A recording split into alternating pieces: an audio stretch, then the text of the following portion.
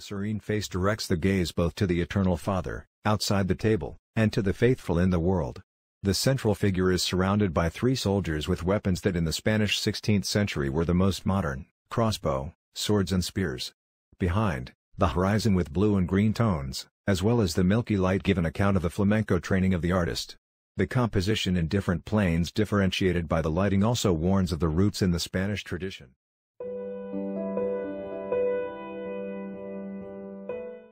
In resurrecting Jesus from the grave, God reminds us of his absolute sovereignty over life and death.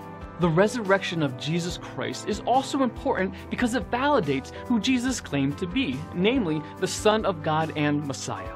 According to Jesus, his resurrection was the sign from heaven that authenticated his ministry in Matthew 16 verses 1 through 4, and the proof that he has authority over even the temple in Jerusalem, John 2 verses 18 through 22. Juan de Flandes was a Flemish painter active in Spain from 1496 to 1519. His works show the early Netherlandish style of Ghent adapted to the Spanish taste and landscape, notably the requirements for groups of compartmented scenes for altarpieces.